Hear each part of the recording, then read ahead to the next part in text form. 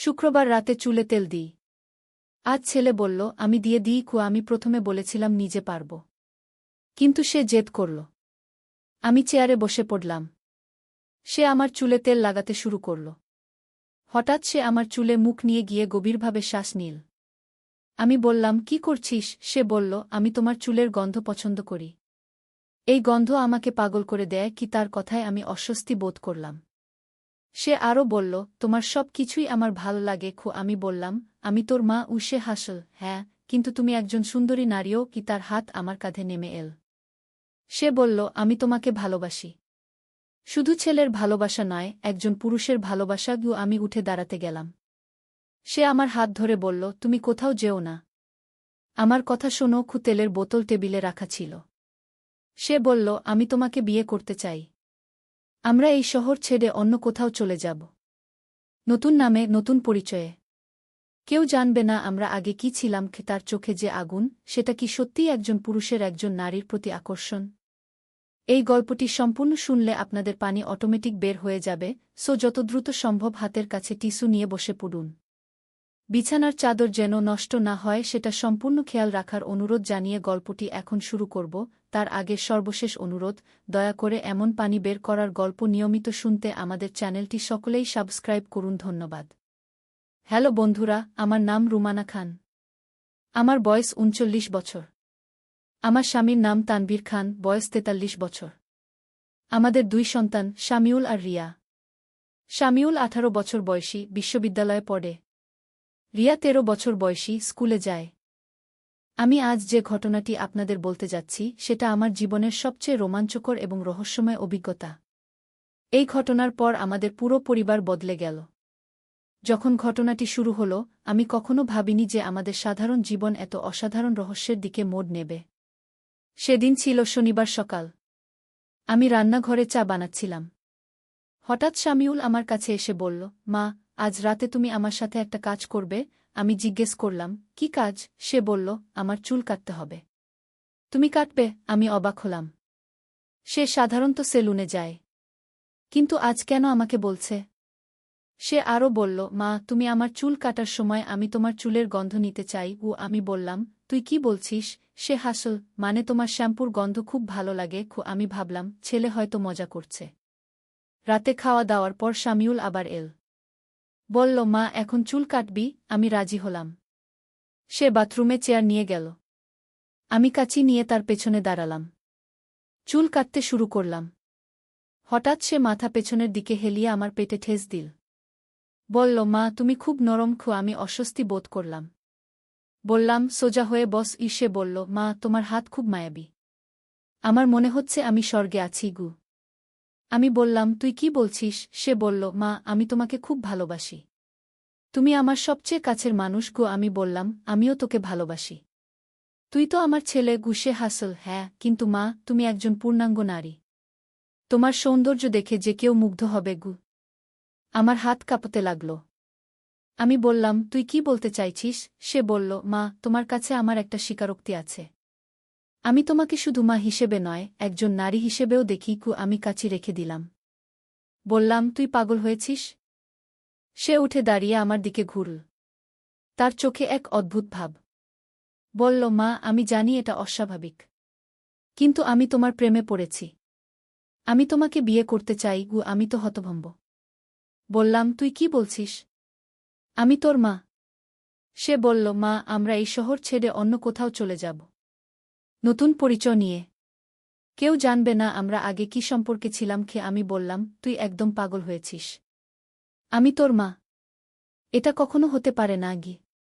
সে বলল, মা, তুমি একবার ভেবে দেখো। আমরা কত সুখী হতে পারি। আমি রাগ করে বললাম, তুই আমার কাছ থেকে চলে যা। আমি এসব কথা শুনতে চাই না। সে বলল, মা, তুমি রাগ করো না। আমি তোমাকে সত্যি ভালোবাসি। আমি বাথরুম থেকে বেরিয়ে এলাম। মনটা খারাপ হয়ে গেল।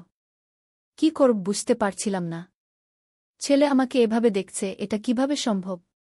আমি ভাবলাম হয়তো ছেলের মানসিক কোনো সমস্যা হয়েছে। পরের দিন রবিবার। সকালে ঘুম থেকে উঠে দেখি শামিউল আমার ঘরের দরজার সামনে দাঁড়িয়ে আছে। আমি জিজ্ঞেস করলাম, কি ব্যাপার? সে বলল, মা, গত রাতের কথা ভুলে যাও।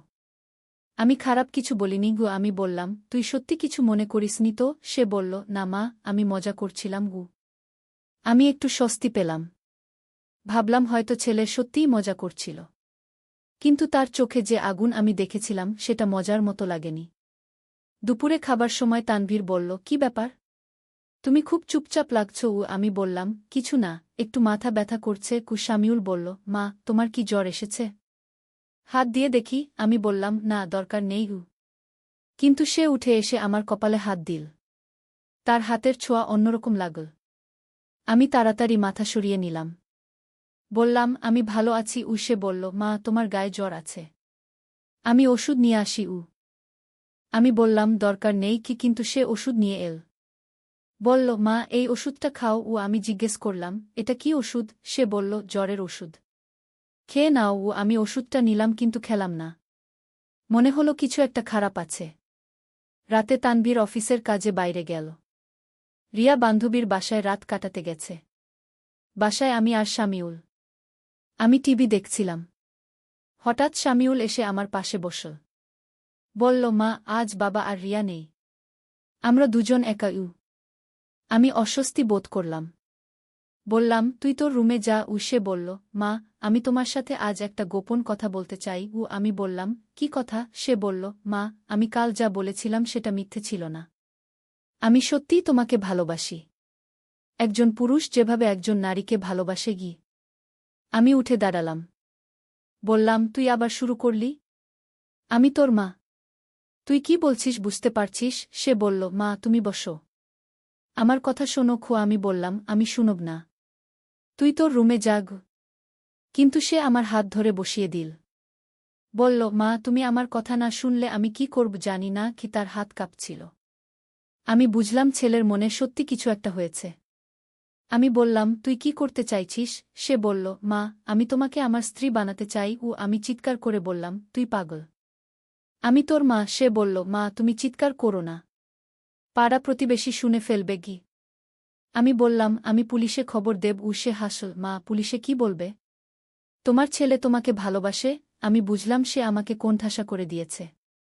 সে বলল, মা, তুমি একবার আমার প্রস্তাবটা ভেবে দেখো, আমরা এই শহর ছেড়ে অন্য কোথাও চলে যাব, নতুন নামে, নতুন পরিচয়ে। কেউ জানবে না আমরা আগে মা ছেলে ছিলাম। আমি বললাম, এটা অসম্ভব, আমার স্বামী আছে, মেয়ে আছে। সে বলল, মা, তুমি তাদের ভুলে যাও, আমি তোমাকে এত ভালোবাসি যে তুমি আর কিছু ভাবতে পারবে না। আমি দেখলাম তার চোখে এক অদ্ভুত নেশা। মনে হলো সে সত্যি পাগল হয়ে গেছে। আমি বললাম, তুই ডাক্তার দেখা, তোর মানসিক সমস্যা হয়েছে কি? সে বলল, না মা, আমার কোনো সমস্যা নেই, আমি শুধু তোমাকে ভালোবাসি। আমি বললাম, এটা ভালোবাসা নয়, এটা অসুস্থতা। সে বলল, মা, তুমি আমাকে একটা রাত সময় দাও, কাল সকালে তোমার উত্তর চাই। আমি বললাম, আমার উত্তর এখনই, আমি তোর মা, এটা কখনো হতে পারে না। সে বলল, মা, তুমি একবার ভাবো, আমি তোমাকে রানী বানাব। আমি বললাম, তুই আমার কাছ থেকে চলে যা। সে বলল, মা, আমি যাব, কিন্তু কাল সকালে তুমি আমাকে উত্তর দেবেছি বলে সে তার রুমে চলে গেল। আমি সারা রাত ঘুমাতে পারলাম না। ভাবছিলাম কি করব, ছেলে সত্যি পাগল হয়ে গেছে নাকি অন্য কিছু। আমি কি স্বামীকে বলবো? কিন্তু বললে কি হবে? তানভীর হয়তো ছেলেকে বাড়ি থেকে বের করে দেবে। সকালে উঠে দেখি শামিউল আমার জন্য চা বানিয়ে রেখেছে। বলল, মা, চা খাও। আমি চা হাতে নিলাম কিন্তু খেলাম না। ভাবলাম হয়তো চায়ে কিছু মিশিয়েছে। সে বলল, মা, তুমি চা খাচ্ছ না কেন? আমি বললাম, আমার ইচ্ছা করছে না। সে বলল, মা, তোমার উত্তর কি? আমি বললাম, আমি আগেই বলেছি, এটা অসম্ভব। সে হঠাৎ রেগে গেল। বলল, মা, তুমি আমার ভালোবাসার কদর বুঝছ না। আমি বললাম, এটা ভালোবাসা নয়। সে বলল, তাহলে এটা কি? আমি বললাম, অসুস্থতা। সে বলল, ঠিক আছে, তুমি যদি আমার কথা না মানো তাহলে আমি বাবাকে বলে দেব যে তুমি আমার সাথে খারাপ কাজ করেছ। আমি অবাক হয়ে বললাম, তুই কি বলছিস? সে বলল, হ্যাঁ, আমি বলব যে তুমি আমাকে প্রলুব্ধ করেছিলে। আমি তো হতভম্ব, ছেলে এত চালাক যে সে আমাকে ফাঁদে ফেলতে চাইছে। আমি বললাম, তুই এত নিচে নামবি? সে বলল, ভালোবাসার জন্য সব করা যায়। আমি বুঝলাম ছেলে সত্যি বিপজ্জনক। কিন্তু কি করব? তানভীর এলে সে সত্যি মিথ্যা কথা বলবে। আমি বললাম, তুই কি চাইছিস? সে বলল, আমি চাই তুমি আমার প্রেমে পড়ো। আমি বললাম, এটা সম্ভব নয়। সে বলল, মা, তুমি একবার চেষ্টা করে দেখো, হয়তো তোমার ভালো লাগবে। আমি বললাম, না, আমি পারব না। সে বলল, তাহলে আমি বাবাকে বলে দেবগু। আমি কোণঠাসা হয়ে পড়লাম। বললাম, তুই আমাকে সময় দে। সে বলল, কত সময়? আমি বললাম, একটা সপ্তাহ। সে বলল, না, 3 দিন। আমি বললাম, ঠিক আছে। এই 3 দিন আমি খুবই অস্থির ছিলাম। কি করব বুঝতে পারছিলাম না। একদিকে ছেলের হুমকি, অন্যদিকে নিজের বিবেক। আমি ভাবছিলাম হয়তো পালিয়ে যাব। কিন্তু কোথায় যাব? আর তানভীর আর রিয়াকে ছেড়ে কিভাবে যাব? তৃতীয় দিন শামিউল আমার কাছে এল। বলল, মা, তোমার উত্তর কি? আমি কিছু বলার আগেই সে বলল, মা, আমি তোমার জন্য একটা সারপ্রাইজ এনেছি। আমি জিজ্ঞেস করলাম, কি সারপ্রাইজ? সে একটা ছোট বক্স বের করল। বলল, এটা তোমার জন্য। আমি বক্সটা খুললাম। ভিতরে একটা আংটি। আমি বললাম, এটা কি? সে বলল, বাগদানের আংটি। তুমি এটা পরে নাও। আমি বললাম, আমি এটা পরব না। সে বলল, তাহলে আমি এখনই বাবাকে ফোন দিয়ে বলি যে তুমি আমাকে প্রলুব্ধ করেছিলে। আমি দেখলাম সে সত্যি ফোন করতে যাচ্ছে। আমি তাড়াতাড়ি তার হাত ধরে বললাম, তুই ফোন করো না। সে বলল, তাহলে আংটিটা পরো। আমি অগত্যা আংটিটা নিলাম, কিন্তু পরলাম না। সে বলল, মা, তুমি আংটিটা পরছ না কেন? আমি বললাম, আমি পরতে পারছি না। সে বলল, আমি পরিয়ে দিই। বলে সে জোর করে আমার আঙুলে আংটিটা পরিয়ে দিল। আংটিটা পরার সাথে সাথে আমার মনে হলো কিছু একটা অদ্ভুত হচ্ছে। মাথা ঘুরতে লাগল। আমি বললাম, আমার মাথা ঘুরছে। সে বলল, মা, তুমি বসো। আমি বসলাম। কিছুক্ষণ পর আমার মাথা পরিষ্কার হল, কিন্তু মনে হলো কিছু একটা বদলে গেছে। শামিউলকে আর আগের মতো লাগছিল না, তাকে একজন পুরুষের মতো লাগছিল। সে বলল, মা, তুমি কেমন বোধ করছ? আমি বললাম, কিছু অদ্ভুত লাগছে। সে বলল, তুমি আমাকে কেমন দেখতে পাচ্ছ? আমি বললাম, তোকে তোকে একজন পুরুষের মতো লাগছে। সে খুশি হয়ে বলল, তাহলে আংটির জাদু কাজ করেছে। আমি বললাম, কোন আংটির জাদু? সে বলল, এই আংটিটা জাদুকরি। এটা পরলে তুমি আমাকে তোমার ছেলে নয়, একজন পুরুষ হিসেবে দেখবে। আমি অবাক হয়ে বললাম, তুই কোথা থেকে এই আংটি পেলি? সে বলল, একজন তান্ত্রিকের কাছ থেকে। আমি বললাম, তান্ত্রিক? সে বলল, হ্যাঁ, সে বলেছে এই আংটি যেই পরবে সে তার বিপরীত লিঙ্গের যেকোনো মানুষের প্রেমে পড়বে যাকে সে দেখবে। আমি চেষ্টা করলাম আংটিটা খুলতে, কিন্তু খুলছে না। আমি বললাম, এটা খুলছে না কেন? সে বলল, এটা শুধু সেই খুলতে পারবে যে পরিয়েছে। আমি বললাম, তুই এটা খুলে দে। সে বলল, না মা, আমি খুলব না। এখন তুমি আমাকে ভালোবাসবে। সত্যি বলতে, আংটি পরার পর থেকে শামিউলকে দেখলে আমার মনে অদ্ভুত অনুভূতি হচ্ছিল। তাকে একজন সুদর্শন পুরুষ মনে হচ্ছিল, কিন্তু আমার বিবেক বলছিল এটা ভুল। সে আমার কাছে এসে বলল, মা, এখন তুমি আমার হও। আমি বললাম, না, আমি তোর মা। কিন্তু আমার কণ্ঠস্বর আগের মতো জোরালো ছিল না। সে বুঝতে পারল আংটির প্রভাব কাজ করছে। সে আমার হাত ধরে বলল, মা, তুমি আমার সাথে দূরে কোথাও চলে চলো। আমি বললাম, আমি পারব না। সে বলল, কেন? তুমি তো এখন আমাকে ভালোবাসো। হঠাৎ দরজায় ঘণ্টি বাজল। আমি উঠে গিয়ে দরজা খুললাম। দেখি একজন বয়স্ক লোক দাঁড়িয়ে আছে। তিনি বললেন, আমি তান্ত্রিক রবীন্দ্রনাথ। আমি অবাক হয়ে বললাম, আপনি কে? তিনি বললেন, আপনার ছেলে আমার কাছ থেকে একটা আংটি নিয়েছে। আমি বললাম, হ্যাঁ। তিনি বললেন, সেই আংটি আপনি পরেছেন? আমি বললাম, হ্যাঁ, কিন্তু এটা খুলছে না। তিনি বললেন, আমি খুলে দিতে পারি, কিন্তু তার আগে আপনাকে একটা সত্য বলি। আমি বললাম, কি সত্য? তিনি বললেন, এই আংটি আসলে জাদুকরি নয়। আমি অবাক হয়ে বললাম, মানে? তিনি বললেন, এটা একটা সাধারণ আংটি, কিন্তু আপনার ছেলে যখন আমার কাছে এসেছিল তখন আমি বুঝেছিলাম সে মানসিকভাবে অসুস্থ। আমি বললাম, তাহলে আমার এই অনুভূতি? তিনি বললেন, এটা মনস্তাত্ত্বিক প্রভাব। আপনি বিশ্বাস করেছেন যে আংটিটা জাদুকরি, তাই আপনার মন সেই অনুযায়ী কাজ করছে। এই সময় শামিউল এসে বলল, তুমি কে? তান্ত্রিক বললেন, আমি সেই ব্যক্তি যার কাছ থেকে তুমি আংটি নিয়েছ। শামিউল বলল, আপনি কেন এসেছেন? তান্ত্রিক বললেন, তুমি যা করছো এটা ভুল। তুমি তোমার মাকে কষ্ট দিচ্ছ। শামিউল বলল, আমি তাকে ভালোবাসি। তান্ত্রিক বললেন, এটা ভালোবাসা নয়, এটা অসুস্থতা। আমি বললাম, আপনি আংটিটা খুলে দিন। তান্ত্রিক বললেন, অবশ্যই। তিনি আমার হাত নিয়ে আংটিটা সহজেই খুলে ফেললেন। আংটি খোলার সাথে সাথে আমার মাথা পরিষ্কার হয়ে গেল। আমি শামিউলের দিকে তাকালাম। সে আবার আমার ছেলে। আমি তার দিকে রেগে বললাম, তুই কি করেছিল? সে মাথা নিচু করে বলল, মা, আমি ভুল করেছি। তান্ত্রিক বললেন, ছেলের মানসিক চিকিৎসা দরকার। সে অবশেষণে ভুগছে। আমি বললাম, আমি কি করব? তিনি বললেন, একজন মনোরোগ বিশেষজ্ঞের কাছে নিয়ে যান। শামিউল কাঁদতে লাগল। বলল, মা, আমি সত্যি তোমাকে ভালোবাসি। কিন্তু এটা ভুল উপায়ে। আমি তার মাথায় হাত বুলিয়ে বললাম, তুই আমার ছেলে। আমি তোকে ভালোবাসি। কিন্তু সেটা মায়ের ভালোবাসা। তান্ত্রিক চলে যাওয়ার পর আমি শামিউলকে নিয়ে ডাক্তারের কাছে গেলাম। ডাক্তার বললেন, এটা অ্যাটাচমেন্ট ডিসঅর্ডার। চিকিৎসায় ভালো হয়ে যাবে। কিন্তু এই ঘটনার পর আমাদের পরিবারে অনেক সমস্যা হল। তানভীর যখন সব জানল, সে খুব রেগে গেল। সে শামিউলকে বাড়ি থেকে বের করে দিতে চাইল। কিন্তু আমি বাধা দিলাম। আমি বললাম, সে আমার ছেলে। আমি তাকে ছাড়ব না। তানভীর বলল, সে তোমার সাথে এমন আচরণ করেছে। আমি বললাম, সে অসুস্থ ছিল। এখন চিকিৎসা নিচ্ছে। তানভীর রাগ করে বলল, আমি এই ছেলেকে আর সহ্য করতে পারব না। আমি বললাম, তুমি ধৈর্য ধরো। সে ভালো হয়ে যাবে। কিন্তু তানভীর আমার কথা শুনল না। সে একদিন শামিউলকে বলল, তুই এই বাড়িতে থাকতে পারবি না। শামিউল কাঁদতে লাগল। বলল, বাবা, আমি ভুল করেছি। কিন্তু আমি মাকে ভালোবাসি। তানভীর বলল, তোর ভালোবাসা অসুস্থ। আমি তানভীরকে বললাম, তুমি তাকে বের করে দিলে আমিও চলে যাব। তানভীর বলল, তুমি পাগল হয়ে গেছ। ছেলের জন্য স্বামীকে ছাড়বে? আমি বললাম, সে আমার সন্তান। আমি তাকে ছাড়তে পারি না। অনেক ঝগড়াঝাটির পর তানভীর রাজি হল শামিউলকে বাড়িতে রাখতে। কিন্তু শর্ত দিল যে সে নিয়মিত ডাক্তারের কাছে যাবে। শামিউল ৩ মাস ধরে চিকিৎসা নিল। ডাক্তার বললেন, সে অনেক ভালো হয়েছে। এখন আর কোনো সমস্যা নেই। আমি খুশি হলাম। কিন্তু শামিউলের আচরণে এখনও কিছু অদ্ভুততা ছিল। সে আমার সাথে একা থাকতে চাইত না। আমার চোখের দিকে সরাসরি তাকাত না। মনে হতো সে লজ্জা পাচ্ছে।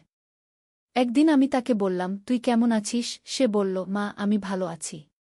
কিন্তু আমি যা করেছিলাম তার জন্য খুব লজ্জা পাচ্ছি। আমি বললাম, তুই লজ্জা পাবি না। তুই অসুস্থ ছিলি। সে বলল, মা, আমি তোমাকে কষ্ট দিয়েছি। আমি বললাম, তুই আমার ছেলে। তুই যত কষ্টই দাও না কেন, আমি তোকে ভালোবাসব। সে কেঁদে ফেল। এই ঘটনার পর আমাদের পরিবারের সবাই বদলে গেল। তানভীর আগের মতো শামিউলের সাথে কথা বলত না। রিয়া তার ভাইয়ের সাথে দূরত্ব বজায় রাখত। শুধু আমি তাকে আগের মতো ভালোবাসতাম। কিন্তু মাঝে মাঝে মনে হতো শামিউল আমার দিকে অন্যভাবে তাকাচ্ছে। যদিও সে আর কিছু বলত না, কিন্তু তার চোখে আগের সেই আগুন এখনও আছে। একদিন আমি ডাক্তারকে এই কথা বললাম। ডাক্তার বললেন, এটা স্বাভাবিক। সম্পূর্ণ সুস্থ হতে সময় লাগে। আমি বললাম, কত সময়? ডাক্তার বললেন, হয়তো কয়েক বছর। আমি ভাবলাম, এই কয়েক বছর আমাদের কিভাবে কাটবে? পরিবারে শান্তি ফিরে আসবে তো? ঘটনার ৬ মাস পর শামিউল আমাকে বলল, মা, আমি অন্য শহরে গিয়ে পড়াশোনা করতে চাই। আমি বললাম, কেন? সে বলল, এখানে থাকলে আমার সমস্যা হবে। আমি তোমাকে দেখলে আবার পুরনো কথা মনে পড়ে। আমি বুঝলাম সে ঠিকই বলেছে। আমি বললাম, ঠিক আছে, তুই যেতে পারিস। সে বলল, তুমি কষ্ট পাবে না তো? আমি বললাম, না, আমি চাই তুই সুস্থ হয়ে উঠিস। শামিউল ঢাকা থেকে চট্টগ্রামে গিয়ে পড়াশোনা শুরু করল। মাসে একবার ফোন করত। কিন্তু বাড়ি আসত না। ১ বছর পর সে ফোন করে বলল, মা, আমার একটা মেয়ের সাথে প্রেম হয়েছে। আমি খুশি হয়ে বললাম, সত্যি? সে বলল, হ্যাঁ, তার নাম তানিয়া। খুব ভালো মেয়ে। আমি বললাম, তুই তাকে নিয়ে আয়। সে বলল, আমি আনব। কিন্তু তার আগে তোমাকে একটা কথা বলি। আমি বললাম, কি কথা? সে বলল, আমি তানিয়াকে আমাদের পুরনো ঘটনার কথা বলেছি। আমি অবাক হয়ে বললাম, তুই কেন বললি? সে বলল, কারণ আমি তার সাথে সৎ থাকতে চাই। আমি বললাম, সে কি বলেছে? সে বলল, সে বুঝতে পেরেছে যে আমি অসুস্থ ছিলাম।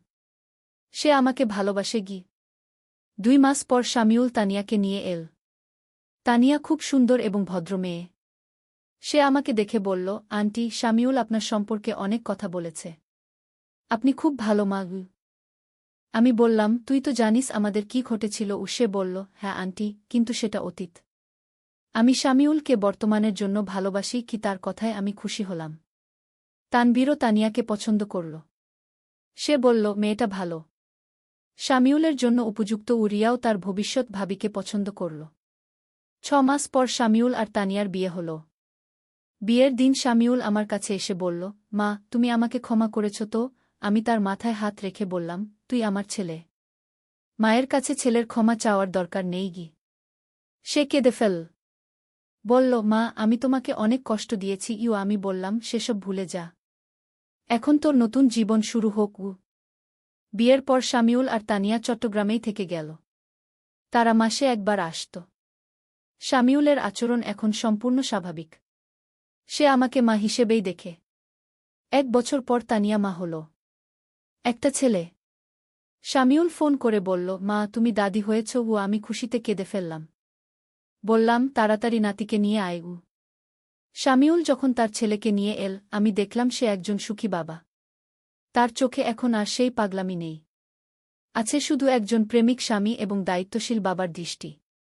আমি তানিয়াকে বললাম, তুই শামিউলকে বদলে দিয়েছিস। সে বলল, না আন্টি, ভালোবাসা তাকে বদলে দিয়েছে।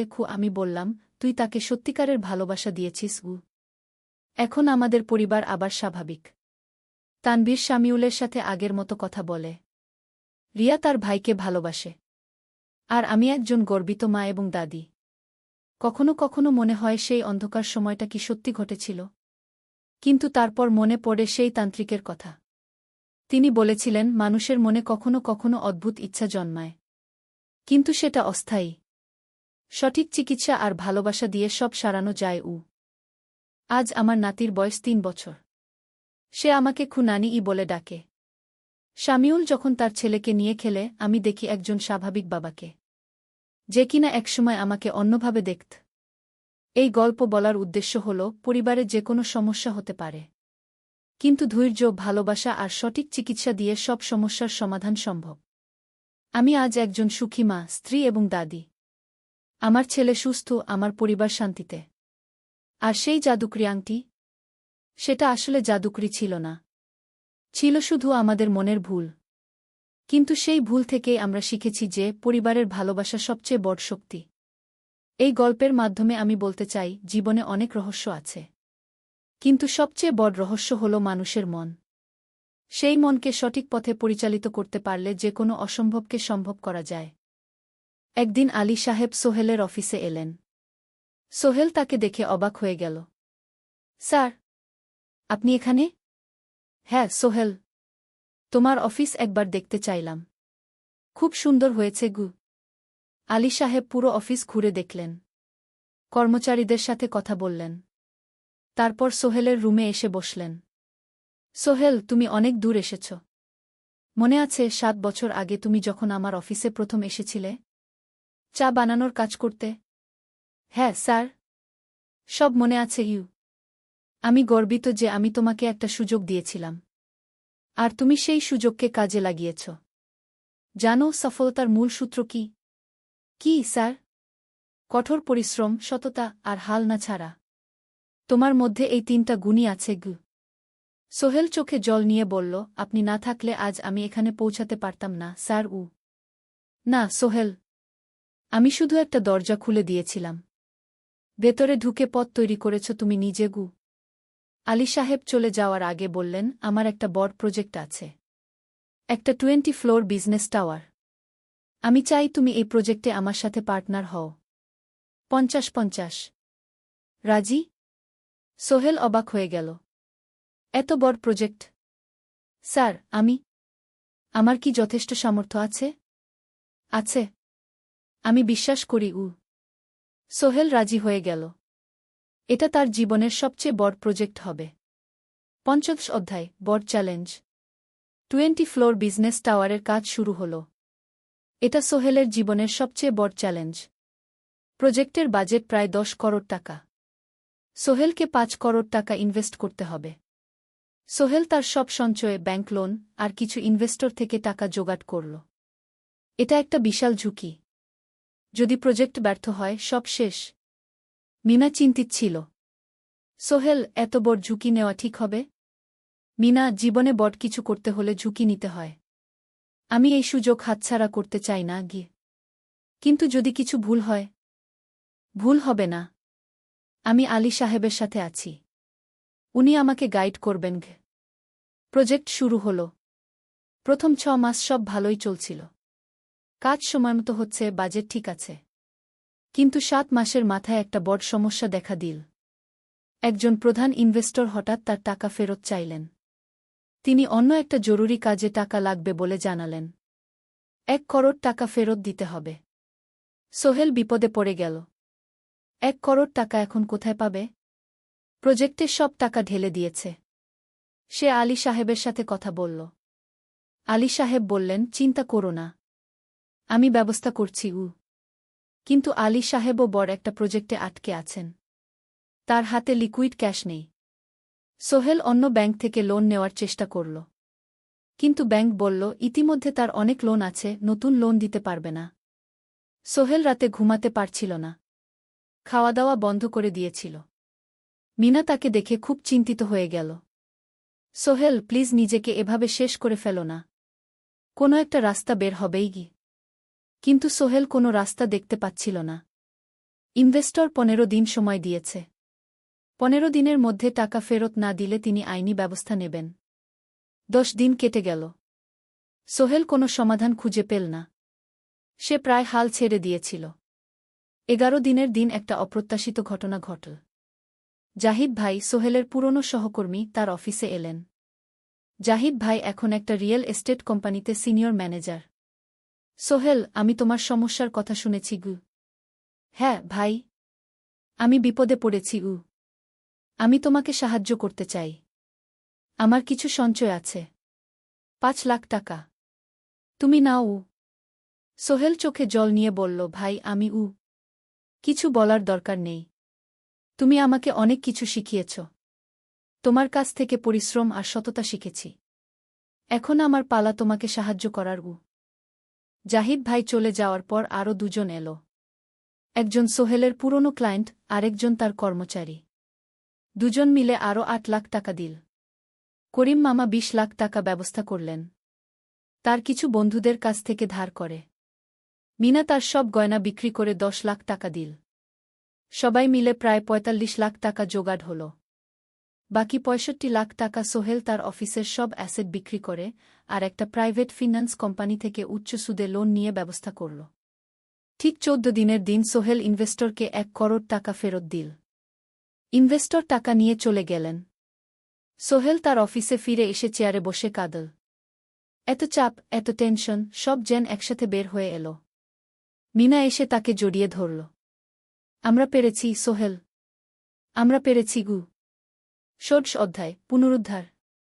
এই ঘটনার পর সোহেল আরও সাবধান হয়ে গেল। সে বুঝল, ব্যবসায় শুধু সাহস নয়, বুদ্ধিও লাগে। ঝুঁকি নিতে হয়, কিন্তু হিসাব করে।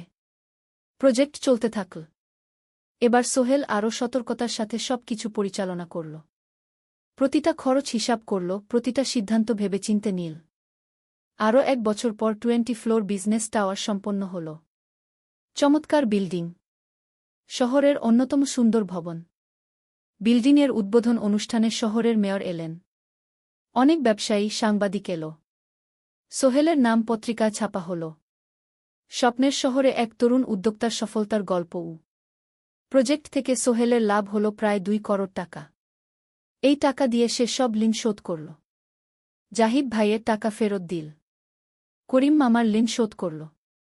যারা সাহায্য করেছিল সবাইকে টাকা ফেরত দিল। মিনার জন্য নতুন গয়না কিন। আরও সুন্দর। তার মাকে গ্রামে একটা নতুন পাকা বাড়ি বানিয়ে দিল।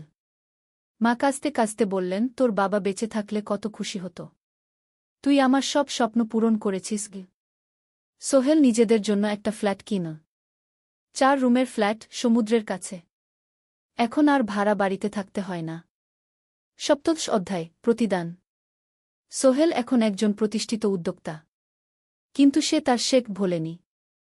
যে গ্রাম থেকে সে এসেছে, যারা তাকে সাহায্য করেছে, কাউকেই ভোলেনি। সে তার গ্রামে একটা স্কুল বানিয়ে দিল। সোহেল ফাউন্ডেশন স্কুল কো গরিব ছেলেমেয়েরা ফ্রিতে পড়তে পারবে। ভালো শিক্ষক নিযোগ দিল। ভালো পড়াশোনার ব্যবস্থা করল। শহরে একটা ফ্রি মেডিকেল ক্লিনিক খুলল। গরিব মানুষরা ফ্রিতে চিকিৎসা পাবে। প্রতি বছর 10 জন মেধাবী কিন্তু গরিব ছাত্রছাত্রীকে স্কলারশিপ দেওয়া শুরু করল। তারা বিনামূল্যে পড়াশোনা করতে পারবে। একদিন একটা টিভি চ্যানেল সোহেলের ইন্টারভিউ নিতে এলো। আপনার সফলতার গোপন সূত্র কি? সোহেল একটু ভেবে বলল, কঠোর পরিশ্রম, সততা আর হাল না ছাড়া। এই তিনটা জিনিস যদি কারো মধ্যে থাকে, সে যে কোনো কিছু অর্জন করতে পারে। আর সবচেয়ে বড় কথা, যারা আমাকে সাহায্য করেছে তাদের ছাড়া আমি কিছুই না। একা কেউ সফল হতে পারে না। আপনার পরবর্তী স্বপ্ন কি? আমি চাই আরও মানুষকে সাহায্য করতে। আমার মতো যারা গ্রাম থেকে শহরে আসে তাদের জন্য একটা ট্রেনিং সেন্টার খুলব। তারা সেখানে বিভিন্ন স্কিল শিখতে পারবে, চাকরি পাবে, নিজের পায়ে দাঁড়াতে পারবে। অষ্টাদশ অধ্যায়, নতুন প্রজন্ম। আরও 5 বছর কেটে গেল। সোহেল এখন ৪৫ বছরের। তার মেয়ে সারা এখন ৯ বছরের। স্কুলে ক্লাস 4-এ পড়ে। খুব মেধাবী মেয়ে। একদিন সারা বাবাকে জিজ্ঞেস করল, বাবা, তুমি কিভাবে এত বড় হলে? আমার বন্ধুরা বলে তুমি একজন সফল মানুষ গো। সোহেল তাকে কোলে নিয়ে বসল। বাবা, তুমি জানো তোমার দাদু ছিলেন একজন স্কুল শিক্ষক। খুব সৎ মানুষ। কিন্তু আমরা গরিব ছিলাম। আমি রিকশা চালাতাম। রিকশা? সত্যি? হ্যাঁ। তারপর আমি এই শহরে এলাম। অনেক কষ্ট করেছি। কিন্তু হাল ছাড়িনি। মানুষ আমাকে সাহায্য করেছে। আর আমি কঠোর পরিশ্রম করেছি। বাবা, আমিও কি তোমার মতো হতে পারব? অবশ্যই পারবে বাবা। তবে মনে রেখো, সফলতা মানে শুধু টাকা পয়সা না। সফলতা মানে ভালো মানুষ হওয়া, অন্যদের সাহায্য করা, সৎ থাকা। সারা মাথা নাড়ল। আমি ভালো মানুষ হব বাবা। সোহেল তার মেয়েকে জড়িয়ে ধরল। মনে মনে ভাবল, তার জীবনের সব কষ্ট সার্থক হয়েছে। মিনা রান্নাঘর থেকে ডাকল, খাবার তৈরি। এসো। সোহেল সারাকে নিয়ে ডাইনিং টেবিলে গেল। ঋতু এসেছে। সে এখন বিয়ে করেছে, তার একটা ছেলে হয়েছে। সোহেলের মা মাঝে মাঝে চট্টগ্রামে বেড়াতে আসেন। আজও এসেছেন। সবাই মিলে খেতে বসল। হাসিগল্পে ভরা পরিবার। সোহেল তাকাল তার মায়ের দিকে, মিনার দিকে, সারার দিকে, ঋতুর দিকে। মনে হল, জীবনে আর কি চাই? খাওয়া শেষে সবাই বসে রইল। গল্প করছিল। হঠাৎ সোহেলের ফোন বাজল। অফিস থেকে। একটা জরুরি বিষয়। সোহেল ফোন রেখে দিয়ে মিনাকে বলল, একটা নতুন প্রজেক্টের প্রস্তাব এসেছে। একটা এতিমখানা বানানোর কাজ। সরকারি প্রজেক্ট। তুমি নেবে? অবশ্যই। এটা আমার স্বপ্নের প্রজেক্ট। যেসব বাচ্চাদের বাবা মা নেই তাদের জন্য একটা সুন্দর জায়গা। মিনা হাসল। তুমি কখনো বদলাও না। এখনো অন্যদের কথা ভাবো। এটাই তো জীবন মিনা। শুধু নিজের জন্য বাঁচলে কি হবে? 49 অধ্যায়, উত্তরাধিকার। 10 বছর আরও কেটে গেল। সোহেল এখন 55 বছরের। তার চুলে পাক ধরেছে। কিন্তু শক্তি এখনও আগের মতোই। সারা এখন 19 বছরের। সে বিশ্ববিদ্যালয়ে ইঞ্জিনিয়ারিং পড়ছে। সে চায় বাবার মতো কনস্ট্রাকশন ইন্ডাস্ট্রিতে কাজ করতে। একদিন সারা বাবাকে বলল, বাবা, আমি তোমার কোম্পানিতে কাজ করতে চাই। এখনও তো তোর পড়াশোনা বাকি। জানি। কিন্তু আমি এখন থেকেই শিখতে চাই। ছুটির দিনে তোমার সাথে সাইটে যেতে চাই। দেখতে চাই কিভাবে কাজ হয়। সোহেল খুশি হয়ে গেল। তার মেয়ে তার পথ অনুসরণ করতে চায়। ঠিক আছে। কিন্তু শর্ত হল, তোকে সবকিছু নিজ থেকে শিখতে হবে। কোনো স্পেশাল ট্রিটমেন্ট পাবি না। আমি তো তাই চাই বাবাগু। সারা তার বাবার সাথে কাজ শিখতে শুরু করল। সে দেখল কিভাবে শ্রমিকরা কাজ করে, কিভাবে ম্যাটেরিয়াল বাছাই করতে হয়, কিভাবে একটা প্রজেক্ট ম্যানেজ করতে হয়। সোহেল তাকে কোনো সহজ পথ দিল না। সারাকেও সবার মতো কষ্ট করতে হল। সাইটে রোদে দাঁড়িয়ে থাকতে হল। শ্রমিকদের সাথে কথা বলতে হল। কিন্তু সারা হাল ছাড়ল না। সে তার বাবার মেয়ে। পরিশ্রম করতে জানে। 3 বছর পর সারা গ্রাজুয়েট হল। সে সোহেলের কোম্পানিতে জুনিয়র প্রজেক্ট ম্যানেজার হিসেবে যোগ দিল। সোহেল ধীরে ধীরে সারাকে বড় দায়িত্ব দিতে শুরু করল। সারা তার বাবার মতোই সৎ, পরিশ্রমী। 20 অধ্যায়, সমাপ্তি নয়, নতুন শুরু। আরও 5 বছর পর। সোহেল এখন 60 বছরের। সে সিদ্ধান্ত নিল, এবার অবসর নেওয়ার সময় এসেছে। কোম্পানির দায়িত্ব সারাকে দেবে। একটা অনুষ্ঠান করা হল। সোহেল আনুষ্ঠানিকভাবে কোম্পানির চেয়ারম্যান পদ থেকে অবসর নিল। সারা হল নতুন ম্যানেজিং ডিরেক্টর। সোহেল তার বক্তব্যে বলল, আমি যখন এই শহরে এসেছিলাম আমার পকেটে ছিল মাত্র ৫,০০০ টাকা। একটা ছোট্ট ব্যাগ। আর অনেক স্বপ্ন। আজ ৪০ বছর পর আমি পেছনে ফিরে তাকাই, দেখি একটা দীর্ঘ পথ।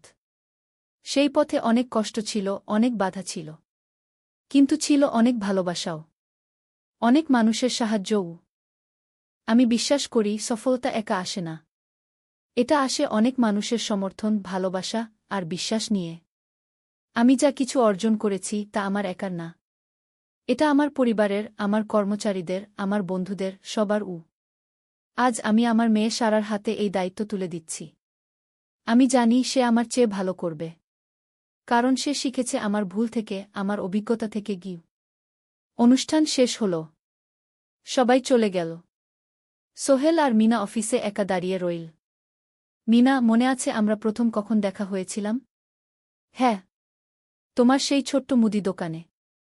তুমি বিস্কুট কিনতে এসেছিলে।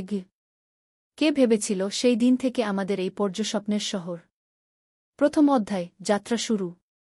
সকাল ৭টা বেজে গেছে। ঢাকার কমলাপুর রেলস্টেশনে মানুষের ভিড়। চারদিকে চা বিস্কুট বিক্রেতাদের চিৎকার, ট্রেনের হর্ন আর যাত্রীদের কোলাহল। এই বিশাল ভিড়ের মধ্যে একটা ছোট্ট ব্যাগ হাতে দাঁড়িয়ে আছে সোহেল। বয়স মাত্র ২২। গায়ের রং শ্যামলা, চোখে স্বপ্নের ঝিলিক। ভাইজা, চট্টগ্রামের টিকিট আছে? সোহেল টিকিট কাউন্টারের সামনে দাঁড়িয়ে জিজ্ঞেস করল। আছে। ৩০ টাকা। কাউন্টারের লোকটা উত্তর দিল। সোহেল তার পকেট থেকে টাকা বের করল। মোট ৫,০০০ টাকা। এই টাকা সে জমিয়েছে গত ৩ বছরে রিকশা চালিয়ে। তার স্বপ্ন ছিল চট্টগ্রাম গিয়ে একটা ভালো চাকরি পাওয়া। গ্রামে আর থাকতে চায় না সে।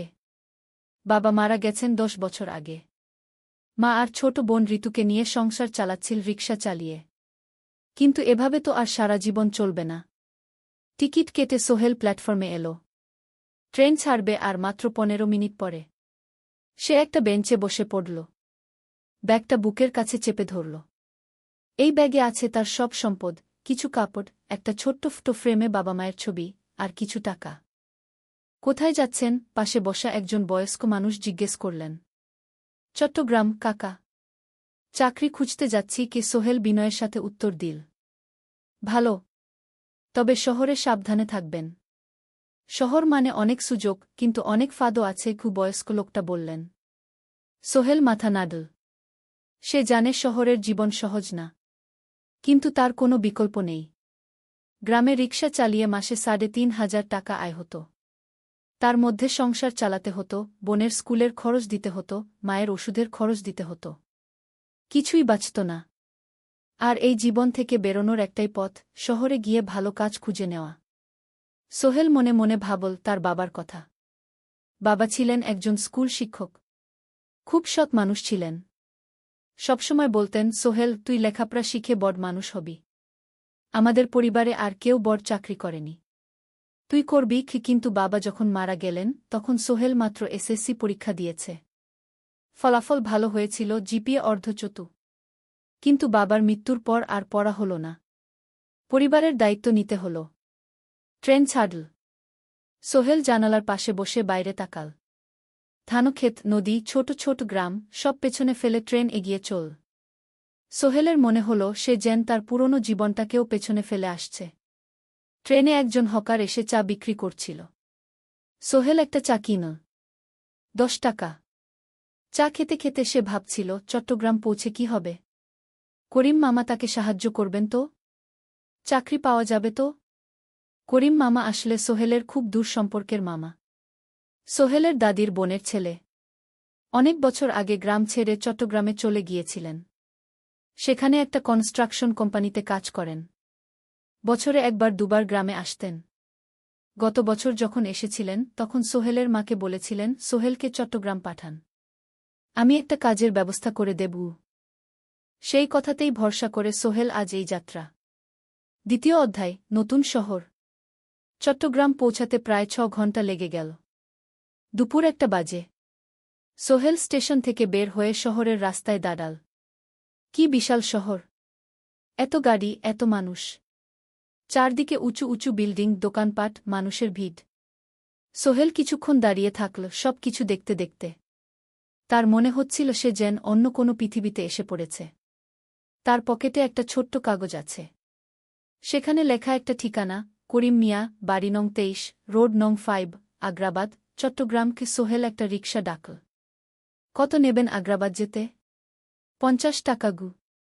সোহেল রিকশায় উঠল। রাস্তার দুধারে দোকান, মার্কেট, অফিস, সব কিছু দেখতে দেখতে সে অবাক হয়ে গেল। এত বড় শহর, এত কিছু! গ্রামের সেই ছোট্ট বাজারের সাথে কোনো তুলনাই হয় না। প্রায় আধা ঘন্টা পর রিকশা একটা পুরনো বাড়ির সামনে থামল। 3 তলা বাড়ি, কিন্তু রং উঠে গেছে। সিঁড়ি দিয়ে উঠে 3য় তলায় করিম মামার ফ্ল্যাটে নক করল। দরজা খুলল এক মধ্যবয়সী মহিলা। কে? আসসালামু আলাইকুম আপা। আমি সোহেল। নোয়াখালীর গ্রাম থেকে এসেছি। করিম মামা বাড়িতে আছেন? মহিলা তাকে মাথা থেকে পা পর্যন্ত দেখল। করিম তো অফিসে গেছে। তুমি কে? কোথা থেকে এসেছ? সোহেল সব খুলে বলল। মহিলা তাকে ভেতরে ঢুকতে দিল। বসো। করিম সন্ধ্যায় ফিরবে গু। ফ্ল্যাটটা ছোট। 2টো রুম, একটা ছোট্ট রান্নাঘর আর একটা বাথরুম। কিন্তু সোহেলের কাছে খুব সুন্দর লাগল। গ্রামের সেই টিনের ঘরের চেয়ে তো অনেক ভালো। মহিলা তার নাম জানাল সালমা। করিম মামার স্ত্রী। তাদের 2টো ছেলে, একজন ক্লাস 8-এ পড়ে, আরেকজন ক্লাস 5-এ। খেয়েছ? সালমা আপা জিজ্ঞেস করল। না আপা গু। অপেক্ষা করো। ভাত আছে, মাছ আছে। খাও। সোহেল প্রথমে রাজি হতে চাইল না। কিন্তু খুব খিদে পেয়েছিল। সকাল থেকে শুধু একটা চা আর বিস্কুট খেয়েছে। খাওয়া দাওয়ার পর সোহেল বসে রইল। সালমা আপা তাকে গল্প করতে লাগল। তোমার মা কেমন আছেন? তোমার বোন? ভালো আছে আপা। মার একটু গেটে বাত আছে। ওষুধ খাচ্ছেন। বোন স্কুলে পড়ে কু। তুমি কি করতে চাও এখানে? চাকরি খুঁজছি আপা। যে কোনো কাজ করব। বাসায় মা আর বোনকে টাকা পাঠাতে হবে। সালমা আপা মাথা নাড়ল। করিম তোমার জন্য কিছু একটা করবে। সে ভালো মানুষ গ। সারাদিন অপেক্ষা করু সোহেল। সন্ধ্যা 6টায় করিম মামা ফিরলেন। 50-এর কাছাকাছি বয়স, কালো রঙের প্যান্ট শার্ট পরা, হাতে একটা ব্যাগ। আরে সোহেল, কবে এলি? করিম মামা খুশি হয়ে বললেন। আজ সকালে মামা গু। করিম মামা তাকে জড়িয়ে ধরলেন। অনেকদিন পর দেখলাম। কেমন আছিস? ভালো আছি মামা গি। ভালো করেছিস এসে। এখানে অনেক সুযোগ আছে। তোর জন্য একটা কাজের ব্যবস্থা করে দেব। তবে প্রথমে কয়েকদিন এখানে থাক। শহরটা একটু চিনে নে। তারপর কাজে যোগ দিবি। সোহেলের মনে আসার আলো জ্বল। সে ভাবল হয়তো তার ভাগ্য এবার পাল্টাবে।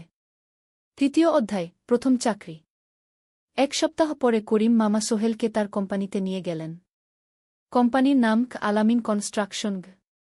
অফিসটা শহরের কেন্দ্রে, 5 তলা একটা বিল্ডিংয়ের দোতলায়। মালিক আলী সাহেব। 50-এর কাছাকাছি বয়স, মোটা চেহারা, চোখে সোনার ফ্রেমের চশমা। বড়লোক মানুষ, কিন্তু খুব কড়া। এই ছেলেটাকে কি কাজে লাগাবেন? আলী সাহেব করিম মামাকে জিজ্ঞেস করলেন। স্যার, ও আমার আত্মীয়। গ্রাম থেকে এসেছে। খুব পরিশ্রমী। যে কোনো কাজে লাগাতে পারেন। আলী সাহেব সোহেলের দিকে তাকালেন। তুমি কি পড়েছ? Sir, SSC pass. জিপিএ অর্ধচতু। হুম।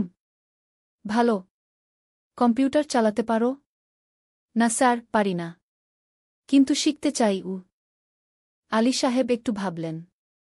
ঠিক আছে। তোমাকে অফিসের কাজে রাখব। ফাইল গুছানো, চা বানানো, কাগজপত্র নিয়ে যাওয়া, না এসব। মাসে 5,000 টাকা। রাজি আছো? জি স্যার। সোহেল খুশি হয়ে গেল।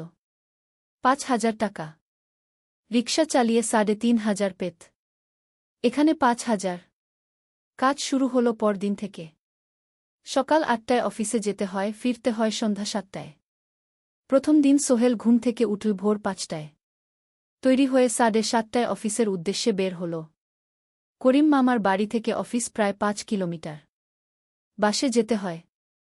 অফিসে পৌঁছে সোহেল দেখল সেই প্রথম আলী সাহেব এখনো আসেননি। অফিস খোলা ছিল না। 8-10 মিনিট পর একজন লোক এসে অফিস খুল। তুমি নতুন? জি। আমি সোহেল গু। আমি জাহিদ, অ্যাসিস্ট্যান্ট ম্যানেজার। এসো উ। জাহিদ ভাই সোহেলকে সব কিছু দেখাল। অফিসে মোট 6 জন কর্মচারী, 2 জন ইঞ্জিনিয়ার, একজন অ্যাকাউন্ট্যান্ট, একজন অ্যাসিস্ট্যান্ট ম্যানেজার, জাহিদ ভাই, একজন রিসেপশনিস্ট, আর এখন সোহেল। সোহেলের কাজ শুরু হলো চা বানানো দিয়ে। তারপর অফিস পরিষ্কার করা, ফাইল গুছানো, কাগজপত্র এক জায়গা থেকে আরেক জায়গায় নিয়ে যাওয়া।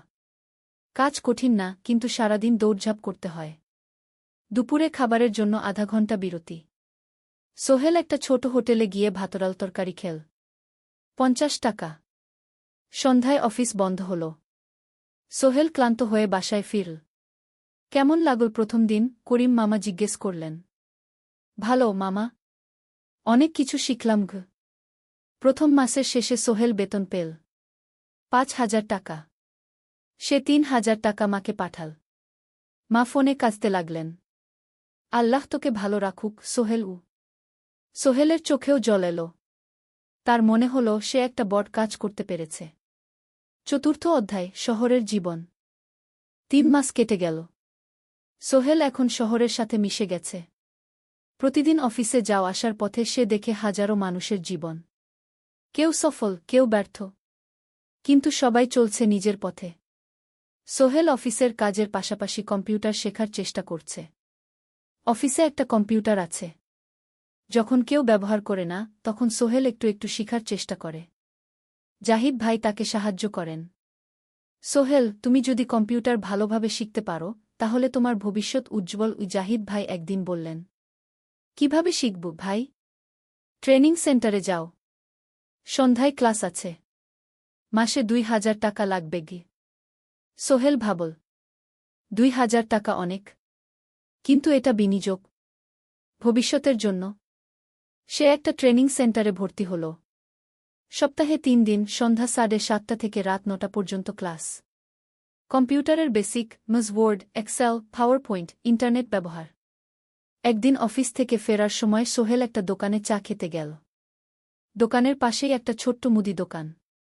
সেখানে একটা মেয়ে বসে আছে। বয়স হবে 20-এর কাছাকাছি। সাদাসিধে চেহারা, সাদা শাড়ি পরা, কিন্তু চোখে এক ধরনের দৃঢ়তা। ভাইজা, 1 প্যাকেট বিস্কুট দেন কি? সোহেল বলল।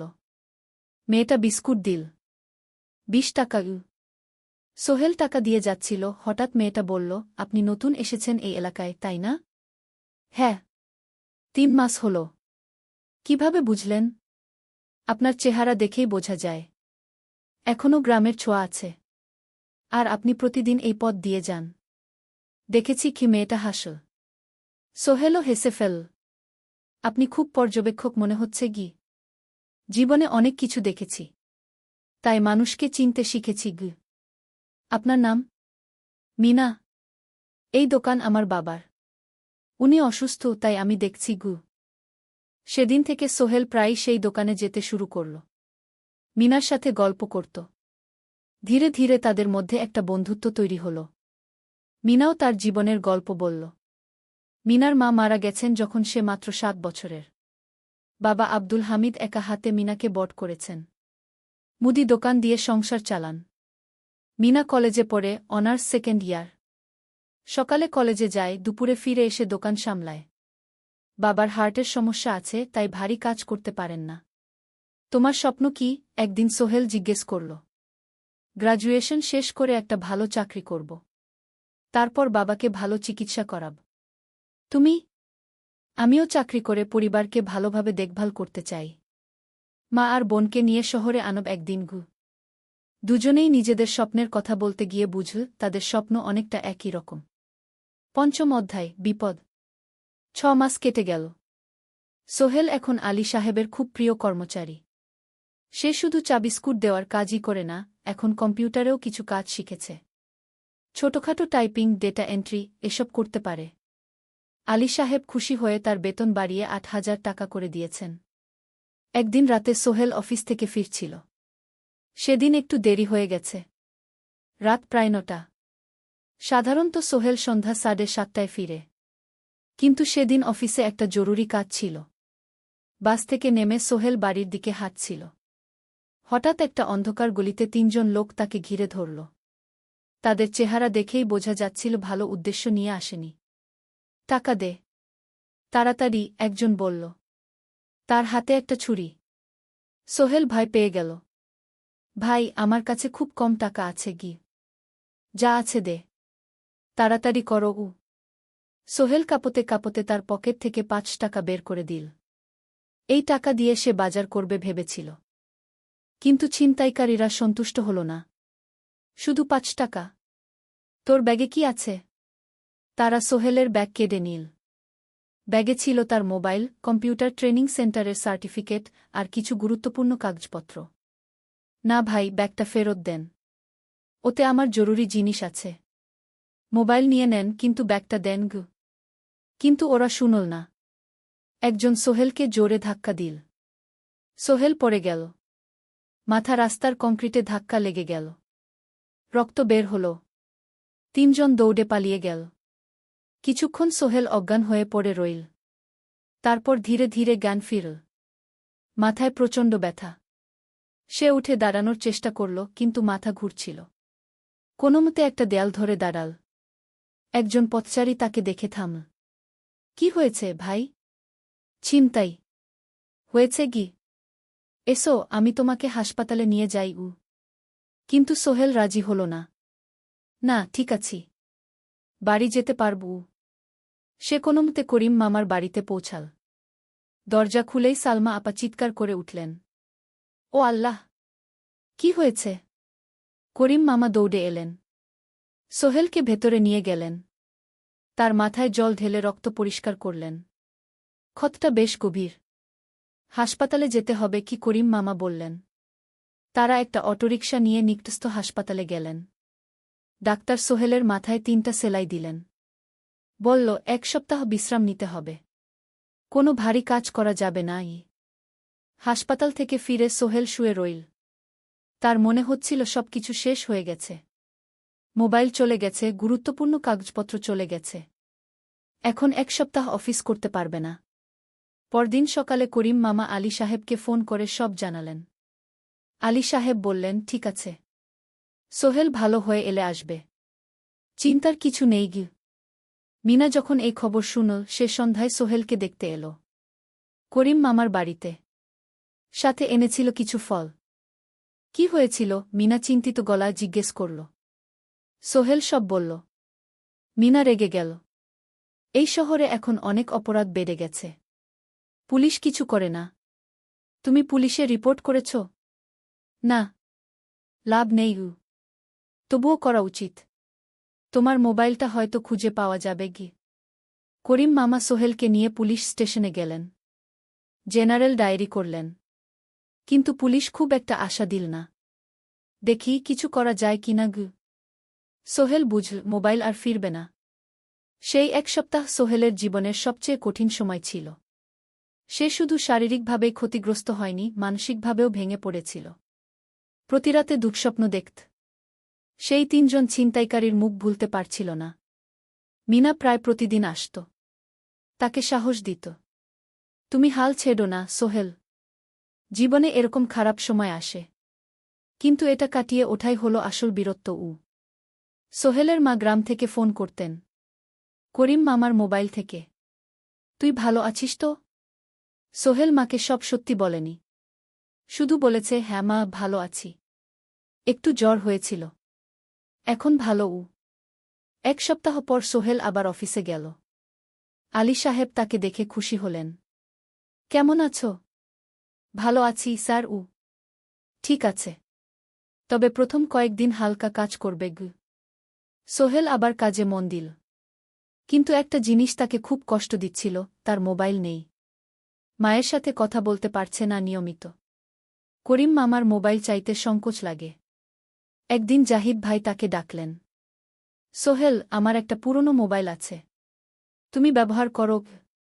না ভাই, আমি নাও, আমার কাজে লাগছে না, তুমি রাখো গু। সোহেল কৃতজ্ঞতায় প্রায় কেঁদে ফেল। ধন্যবাদ ভাই। মোবাইল পেয়ে সোহেল প্রথমেই মাকে ফোন করল। মা খুব খুশি হলেন। এতদিন ফোন করিসনি কেন?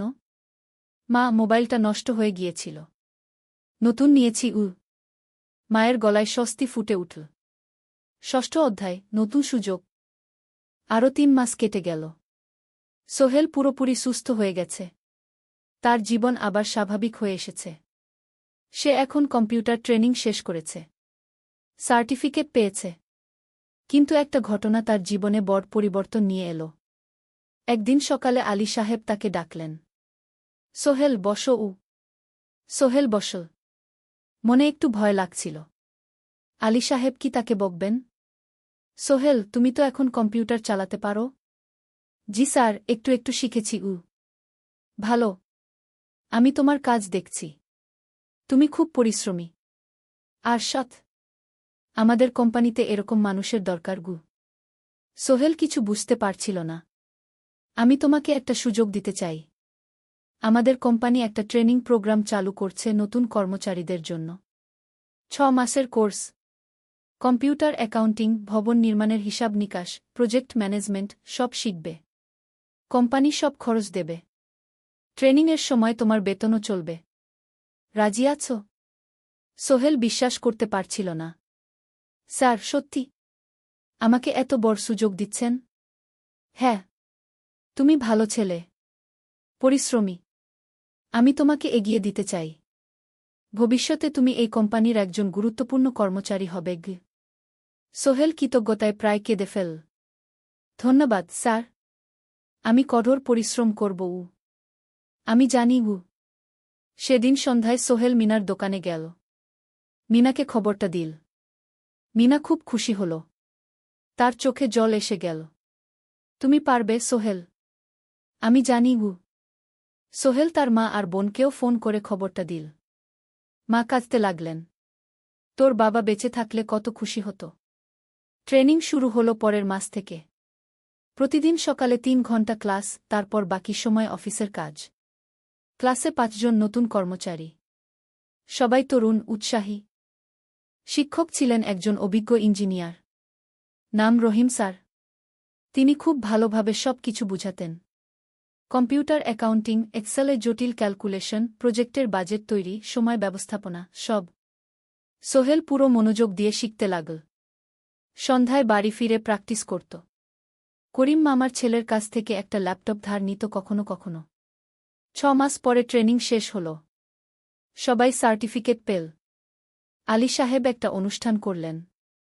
সোহেল সেরা পারফর্মার হিসেবে একটা বিশেষ পুরস্কার পেল, 5,000 টাকা বোনাস। আলী সাহেব ঘোষণা করলেন, সোহেল, আজ থেকে তুমি আমাদের জুনিয়র অ্যাকাউন্ট অ্যাসিস্ট্যান্ট। তোমার বেতন 15,000 টাকা। সোহেল অবাক হয়ে গেল। 8,000 থেকে 15,000, প্রায় দ্বিগুণ।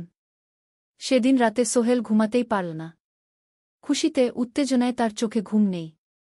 সে ভাবল তার জীবন কিভাবে বদলে যাচ্ছে। 2 বছর আগে যে রিকশা চালাত, আজ সে একটা নামকরা কোম্পানির অ্যাকাউন্ট অ্যাসিস্ট্যান্ট। 7ম অধ্যায়, প্রেম ও প্রস্তাব। 1.5 বছর হয়ে গেল সোহেলের চট্টগ্রাম আসার। সে এখন একজন সফল যুবক। তার মা গ্রামে খুব খুশি। প্রতি মাসে সোহেল 10,000 টাকা পাঠায়। ছোট বোন ঋতু এখন কলেজে ভর্তি হয়েছে সোহেলের পাঠানো টাকায়। মায়ের চিকিৎসাও ভালোভাবে হচ্ছে। মিনার সাথে সোহেলের সম্পর্ক এখন আর শুধু বন্ধুত্ব নয়। দুজন দুজনকে ভালোবাসে। কিন্তু কেউ কাউকে সরাসরি বলার সাহস পায়নি। প্রতিদিন দেখা হয়, গল্প হয়, কিন্তু সেই একটা কথা বলা হয়ে ওঠে না। একদিন শুক্রবার ছুটির দিন। সোহেল মিনাকে বলল, আজ কি একটু ঘুরতে যাবে? কোথায়? পতেঙ্গা বিচ। তুমি কি কখনো গেছ? না। কিন্তু আমার দোকান। শুক্রবার। তোমার বাবা সামলাবে। মিনা রাজি হয়ে গেল। দুপুরে দুজনে বাস নিয়ে পতেঙ্গা গেল। সমুদ্র দেখে মিনা অবাক হয়ে গেল। কি সুন্দর। দুজনে বালিতে বসল। ঢেউয়ের শব্দ শুনতে শুনতে গল্প করছিল। হঠাৎ সোহেল বলল, মিনা, তোমার সাথে কিছু বলার ছিল। বলো। সোহেল একটা লম্বা শ্বাস নিল। তুমি জানো, আমি তোমাকে ভালোবাসি। মিনা হাসল। তার চোখ ভিজে গেল। জানি। আমিও তোমাকে ভালোবাসি সোহেল। সোহেল অবাক হয়ে গেল। সত্যি? হ্যাঁ। অনেক দিন ধরেই জানি। তুমি আমার জীবনে এসে সব কিছু বদলে দিয়েছ। তোমার সাথে থাকলে আমার মনে হয় আমি যে কোনো কিছু করতে পারব। দুজনে কিছুক্ষণ চুপ করে বসে রইল। সমুদ্রের ঢেউ এসে পায়ে লাগছিল। সূর্য পশ্চিমে ঢলে পড়ছে। আকাশ লালকুমলা হয়ে গেছে। কিন্তু আমার বাবার সাথে কথা বলতে হবে কি? মিনা বলল। আমি তৈরি। যখন বলবে তখন বলবো। পরের সপ্তাহে সোহেল মিনার বাবার সাথে কথা বলল। আব্দুল হামিদ সাহেব প্রথমে একটু দ্বিধা করলেন। তুমি কোনো পরিবারের ছেলে? তোমার বাবা কি করতেন? সোহেল সব সত্যি বলল। তার বাবা ছিলেন স্কুল শিক্ষক। মারা গেছেন 10 বছর আগে। মা গ্রামে থাকেন। ছোট বোন কলেজে পড়ে। তুমি নিজে কি করো? আমি আলামিন কনস্ট্রাকশন কোম্পানিতে জুনিয়র অ্যাকাউন্ট অ্যাসিস্ট্যান্ট। মাসে 15,000 টাকা বেতন। আব্দুল হামিদ সাহেব ভাবলেন। তারপর বললেন, দেখো মিনা আমার একমাত্র সন্তান। তার মা নেই। আমি একা তাকে বড় করেছি। আমি চাই মিনা একজন ভালো ছেলের সাথে বিয়ে হোক। তুমি দেখতে ভালো ছেলে মনে হচ্ছে। কিন্তু আমাকে তোমার মায়ের সাথে দেখা করতে হবে। তোমার পরিবারকে জানতে হবে। জি আঙ্কেল। আমি ব্যবস্থা করছি। সোহেল খুশিতে আটখানা। সে সেদিন রাতেই তার মাকে ফোন করল। মাকে সব বলল। মা প্রথমে অবাক হলেন। তারপর খুশি হলেন। মিনা মেয়েটা কেমন? খুব ভালো মা। তুমি দেখলে পছন্দ করবে। ঠিক আছে। আমি আর ঋতু আসছি চট্টগ্রাম। 2 সপ্তাহ পর সোহেলের মা আর বোন চট্টগ্রাম এলো। সোহেল তাদের নিয়ে মিনার বাড়িতে গেল। 2 পরিবার একসাথে বসল। মিনার বাবা সোহেলের মাকে দেখে খুশি হলেন। সোহেলের মা সহজ সরল ভদ্রমহিলা।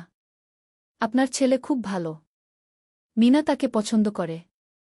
আমিও রাজি। আব্দুল হামিদ সাহেব বললেন। আমার সোহেল সৎ ছেলে। মিনাকে খুব ভালোবাসে। আমি জানি ও মিনাকে সুখে রাখবে। কি সোহেলের মা বললেন। বিয়ের তারিখ ঠিক হল। 3 মাস পর। এই 3 মাসে সোহেল যথেষ্ট টাকা জমাবে। বিয়ে হবে সাদামাটা কিন্তু সুন্দর। 8ম অধ্যায় নতুন পথ। 3 মাস কেটে গেল দ্রুত। সোহেল প্রতিদিন কঠোর পরিশ্রম করছিল। অফিসে তার কাজের প্রশংসা হচ্ছে। আলী সাহেব তাকে এখন ছোটখাটো প্রজেক্টের হিসাব দেখতে দিচ্ছেন। সোহেল তার সঞ্চিত টাকা দিয়ে বিয়ের আয়োজন করল। বিয়ে হল মিনার বাড়ির কাছের একটা কমিউনিটি সেন্টারে। খুব বেশি লোক আসেনি। 2 পরিবারের আত্মীয় স্বজন আর অফিসের কয়েকজন সহকর্মী। কিন্তু অনুষ্ঠান ছিল খুব সুন্দর। সোহেল যখন মিনাকে বিয়ের পোশাকে দেখল তার মনে হল পৃথিবীর সবচেয়ে সুন্দর মেয়ে সে। লাল শাড়ি পরা, মুখে হালকা মেকআপ, কিন্তু তার স্বাভাবিক সৌন্দর্য ছিল আসল। বিয়ের পর সোহেল একটা ছোট্ট ফ্ল্যাট ভাড়া নিল। 2 রুমের ফ্ল্যাট, মাসে ভাড়া 5,000 টাকা। মিনা এখনও তার পড়াশোনা চালিয়ে যাচ্ছে। আরও 1 বছর বাকি গ্র্যাজুয়েশন শেষ হতে। সোহেলের মা আর বোন গ্রামে ফিরে গেল। মা বলে গেলেন, সোহেল, মিনাকে ভালো রাখিস। মেয়েরা অনেক ত্যাগ করে সংসার করতে। জানি মা। নতুন জীবন শুরু হল। সোহেল সকালে অফিসে যায়, সন্ধ্যায় ফেরে। মিনা সকালে কলেজে যায়, দুপুরে ফিরে রান্না করে, ঘর গোছায়। সন্ধ্যায় দুজনে একসাথে বসে পড়াশোনা করে, গল্প করে, টিভি দেখে। জীবন সুন্দর ছিল। কিন্তু চ্যালেঞ্জও ছিল। মাসিক খরচ, ভাড়া 5,000, বাজার 3,000, বিদ্যুৎ গ্যাস 1,000, মায়ের জন্য 5,000, মিনার কলেজের খরচ 1,200। মোট প্রায় 14,000 টাকা। বাঁচত মাত্র 1,000 খানেক। কিন্তু সোহেল হাল ছাড়ল না। সে সন্ধ্যায় একটা কম্পিউটার ট্রেনিং সেন্টারে পার্ট টাইম পড়ানো শুরু করল। সপ্তাহে 3 দিন 2 ঘন্টা করে। এতে মাসে আরও 3,000 টাকা আসতে লাগল। মিনাও বসে থাকল না। সে বাড়িতে বসে কয়েকজন স্কুলের ছাত্রছাত্রীকে টিউশন পড়াতে শুরু করল। মাসে 2,000 টাকা আয়। এভাবে কেটে গেল 6 মাস। দুজন মিলে পরিবার চালাচ্ছে, স্বপ্ন দেখছে। একদিন সোহেল বলল, মিনা, আমি একটা নতুন স্বপ্ন দেখছি। কি? আমি নিজে একটা ছোট্ট কনস্ট্রাকশন কোম্পানি খুলতে চাই। ছোট ছোট প্রজেক্ট নেব। বাড়ি মেরামত, ছোট বিল্ডিং বানানো, এসব। তোমার কি যথেষ্ট অভিজ্ঞতা আছে? আছে। আমি 2 বছর ধরে এই কাজের সাথে জড়িত। অনেক কিছু শিখেছি। আর আলী সাহেবও আমাকে সাহায্য করবেন গু। কিন্তু টাকা কোথায়? কোম্পানি খুলতে তো অনেক টাকা লাগবে গি। আমি জমাচ্ছি। আরও 1 বছর কাজ করব। তারপর চেষ্টা করব উ। মিনা তাকে সমর্থন দিল। তুমি পারবে। তোমার মধ্যে সেই শক্তি আছে গি। নবম অধ্যায়, চ্যালেঞ্জের সময়। কিন্তু ভাগ্য সবসময় অনুকূলে থাকে না। সোহেল যখন স্বপ্ন দেখছিল নিজের কোম্পানি খোলার, তখনই একটা বড় সমস্যা এলো। আলী সাহেবের কোম্পানি একটা বড় প্রজেক্ট পেয়েছিল। একটা 10তলা বিল্ডিং বানানোর কাজ। কিন্তু প্রজেক্টের প্রধান ইনভেস্টর হঠাৎ পালিয়ে গেল। তিনি কোম্পানির কাছ থেকে প্রায় 50 লাখ টাকা নিয়ে গেছেন, কিন্তু কাজ শেষ হয়নি। কোম্পানি বড় ক্ষতির মুখে পড়ল। আলী সাহেব অনেক কর্মচারীকে ছাঁটাই করতে বাধ্য হলেন। প্রায় 10 জনকে চাকরি থেকে বাদ দিলেন। বাকিদের বেতন কমাতে হল। সোহেলকে আলী সাহেব ডেকে বললেন, সোহেল, আমি তোমাকে রাখতে চাই। তুমি বিশ্বস্ত কর্মচারী। কিন্তু তোমার বেতন কমাতে হবে। 15,000 থেকে 10,000 উ। সোহেল মনে মনে চিন্তায় পড়ে গেল। 10,000 টাকায় সংসার চলবে কিভাবে? মায়ের খরচ, ভাড়া, বাজার সব মিলিয়ে তো 14,000 টাকা লাগে। কিন্তু সে কিছু বলল না। ঠিক আছে স্যার উ। বাড়ি ফিরে সোহেল মিনাকে সব বলল। মিনা চিন্তিত হয়ে গেল। এখন কি হবে? চিন্তা করো না। আমি পার্ট টাইম টিউশনির সময় বাড়াব। আর তুমিও বেশি করে টিউশন নাও উ। কিন্তু আমার তো পড়াশোনাও আছে গি। জানি। কিন্তু এখন এটাই করতে হবে গু। সোহেল সন্ধ্যায় আরও 2টো জায়গায় পার্ট টাইম কাজ খুঁজল। একটা দোকানের সন্ধ্যায় হিসাব দেখার কাজ পেল। মাসে 2,000 টাকা। আরেকটা জায়গায় সপ্তাহান্তে কম্পিউটার রিপেয়ারের কাজ পেল। মাসে 1,500 টাকা। মিনাও 3 জন নতুন স্টুডেন্ট নিল টিউশনে। তার আয় বাড়ল 2,000 থেকে 3,500-এ। কঠিন সময় ছিল। সোহেল সকাল 8টায় অফিসে যেত, সন্ধ্যা 6টায় ফিরত। তারপর একটু বিশ্রাম নিয়ে 7:30টায় বের হতো পার্ট টাইম কাজে। রাত 10টায় বাড়ি ফিরত। রবি সোমবার কম্পিউটার রিপেয়ারের কাজ। মিনাও সকালে কলেজে যেত, দুপুরে ফিরে রান্না করত, তারপর বিকেলে টিউশন পড়াত। রাতে খাওয়া দাওয়ার পর পড়াশোনা করত। দুজনেরই শরীর খারাপ হতে শুরু করল। সোহেল একদিন অফিসে অজ্ঞান হয়ে পড়ে গেল। ডাক্তার দেখাতে নিয়ে গেল। ডাক্তার বলল, অতিরিক্ত পরিশ্রম। শরীরে পুষ্টির অভাব। ঠিকমতো খাচ্ছেন না মনে হচ্ছে গি। সত্যি কথা, খরচ বাঁচাতে সোহেল আর মিনা অনেক সময় কম খেত। মাংস মাছ কিনত সপ্তাহে 1 দিন। বাকি সময় শাকসবজি, ডাল। মিনা সোহেলকে বলল, আর নয় সোহেল। তুমি এভাবে নিজেকে শেষ করে ফেলছ। আমার পড়াশোনা বন্ধ করে দিই। আমি ফুল টাইম চাকরি করি গি। না, সোহেল জোর দিয়ে বলল। তোমার পড়াশোনা বন্ধ হবে না। আরও মাত্র 6 মাস বাকি। তুমি গ্রাজুয়েট হবেই গি। কিন্তু তুমি উ। আমি ঠিক হয়ে যাব। চিন্তা করো না গে। কিন্তু পরিস্থিতি আরও খারাপ হলো যখন সোহেলের মায়ের অসুখ হল। হার্টের সমস্যা। হাসপাতালে ভর্তি করতে হল। খরচ 50,000 টাকা। সোহেলের হাতে এত টাকা কোথায়? সে করিম মামার কাছে ধার চাইল। করিম মামা 20,000 টাকা দিলেন। বাকি 30,000 টাকা সোহেল একটা এনজিও থেকে ঋণ নিল। সুদের হার মাসে 2%। মায়ের চিকিৎসা হল। তিনি সুস্থ হয়ে গেলেন। কিন্তু সোহেল এখন ঋণের বোঝায় পড়ে গেল। প্রতি মাসে 3,000 টাকা করে কিস্তি দিতে হবে। সেই রাতে সোহেল আর মিনা বিছানায় শুয়ে কথা বলছিল। সোহেল বলল, মিনা, আমি মনে হয় ভুল করেছি। শহরে এসে বিয়ে করে তোমাকে কষ্টে ফেলেছি গু। মিনা তার হাত ধরল। না সোহেল, তুমি ভুল করনি। জীবনে এরকম খারাপ সময় আসে। কিন্তু এটা কাটিয়ে ওঠাই হলো আসল শক্তি। আমরা একসাথে আছি। একসাথে থাকব। সব কিছু ঠিক হয়ে যাবে উ। মিনার কথায় সোহেল একটু সাহস পেল। হ্যাঁ, হাল ছাড়া যাবে না। 10ম অধ্যায়, আলোর দিকে। 3 মাস পরে পরিস্থিতি একটু ভালো হতে শুরু করল। আলী সাহেবের কোম্পানি একটা নতুন প্রজেক্ট পেল। একটা স্কুল বিল্ডিং বানানোর কাজ। কোম্পানি আবার স্থিতিশীল হতে শুরু করল। আলী সাহেব সোহেলকে ডেকে বললেন, সোহেল, আমি তোমার কঠোর পরিশ্রম দেখেছি। খারাপ সময়েও তুমি কোম্পানি ছেড়ে যাওনি। আমি কৃতজ্ঞ। আজ থেকে তোমার বেতন আবার 15,000 টাকা। সোহেল খুশি হয়ে গেল। ধন্যবাদ স্যার। মিনাও গ্র্যাজুয়েশন শেষ করল। ভালো ফলাফল করল। সে এখন চাকরি খুঁজছে। একদিন মিনা একটা প্রাইভেট স্কুলে শিক্ষিকার ইন্টারভিউ দিতে গেল। ইন্টারভিউ ভালো হল। তাকে নিযোগ দেওয়া হল। বেতন 12,000 টাকা। সেদিন সন্ধ্যায় দুজনে মিলে একটা ছোট্ট পার্টি করল। একটা বিরিয়ানি কিন, কোমল পানীয় কিন। দুজনে মিলে খেল। আমরা পেরেছি, সোহেল মিনা বলল। হ্যাঁ, আমরা পেরেছি গু। এখন দুজনের মিলিয়ে আয় 27,000 টাকা। খরচ চালানোর পর প্রায় 10,000 টাকা বাঁচে। সোহেল এই টাকা দিয়ে লোন শোধ করতে শুরু করল। পার্ট টাইম কাজগুলো ছেড়ে দিল। শরীরের যত্ন নেওয়া শুরু করল। আরও 6 মাস পরে সোহেলের কাছে একটা বড় সুযোগ এল। আলী সাহেব একদিন তাকে ডাকলেন। সোহেল, তুমি কি নিজের ব্যবসা করতে চাও? স্যার, আমি তোমাকে একটা ছোট্ট প্রজেক্ট দিতে চাই। একটা 3 তলা বিল্ডিংয়ের কনস্ট্রাকশন। তুমি ম্যানেজ করবে। আমি শুধু সুপারভাইজ করব। লাভের 50% তোমার গু। সোহেল ভাবল, এটা একটা বড় সুযোগ। কিন্তু ঝুঁকিও আছে। যদি কাজটা ভালোভাবে না হয়? স্যার, আমি চেষ্টা করব। কিন্তু যদি ভুল হয়? ভুল হবে না।